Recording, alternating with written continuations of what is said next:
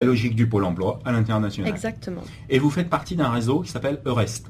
EURES, alors EURES c'est European Employment Services, donc c'est le réseau européen de l'emploi.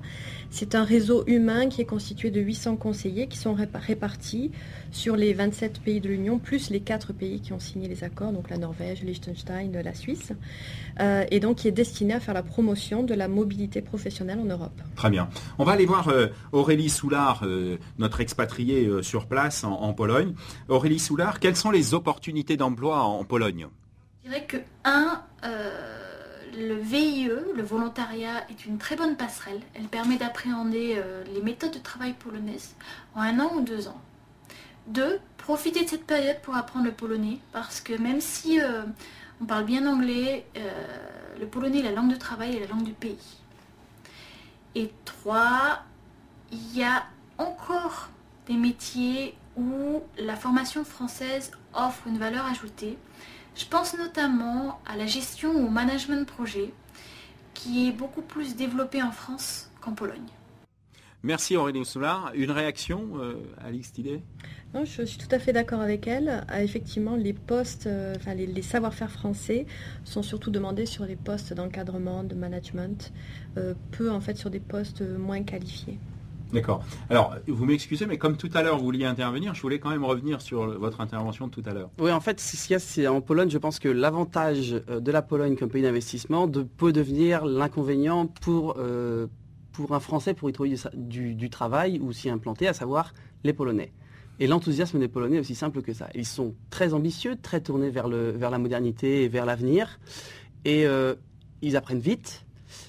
Et donc, évidemment, pour quelqu'un qui doit s'y installer et investir, c'est un plaisir.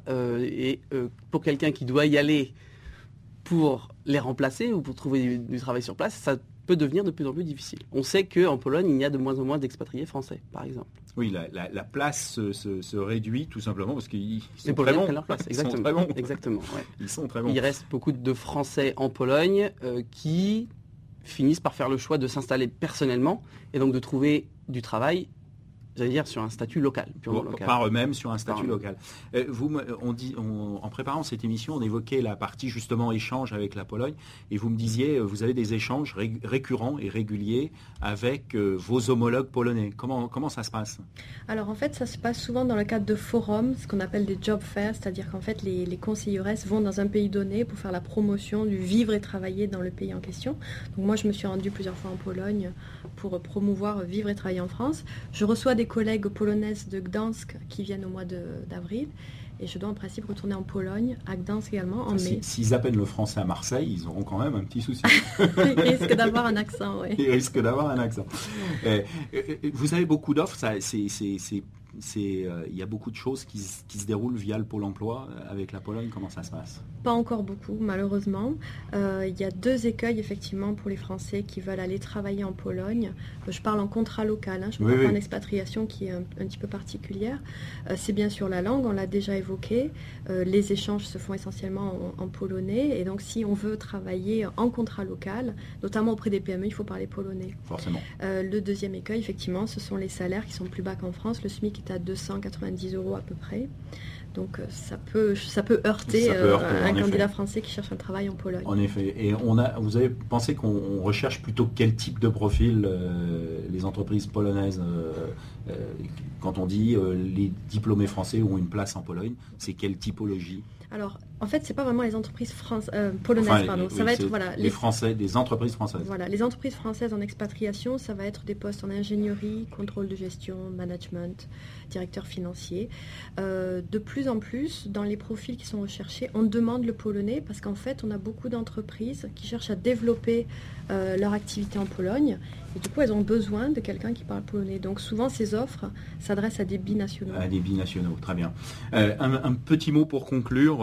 Qu'est-ce que vous conseilleriez à des expatriés pour la Pologne ? Qu'est-ce que vous conseilleriez à des entreprises françaises qui voudraient s'expatrier en Pologne ? Pour les entreprises, c'est assez simple.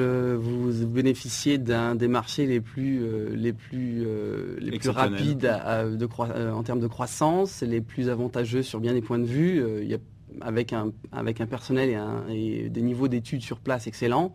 Donc il n'y a pas beaucoup à hésiter. Par contre, il ne faut pas trop traîner Parce que les Polonais, comme on l'a dit, sont ambitieux et eux-mêmes vont finir par bénéficier eux-mêmes de leur croissance sans que les entreprises françaises en bénéficient si elles ne se dépêchent pas. Merci beaucoup Antoine Duquesne, merci beaucoup. Alix Tidé, merci beaucoup. Nous avons bien compris que la Pologne et Poznan en particulier était une ville exceptionnelle où il fallait absolument aller.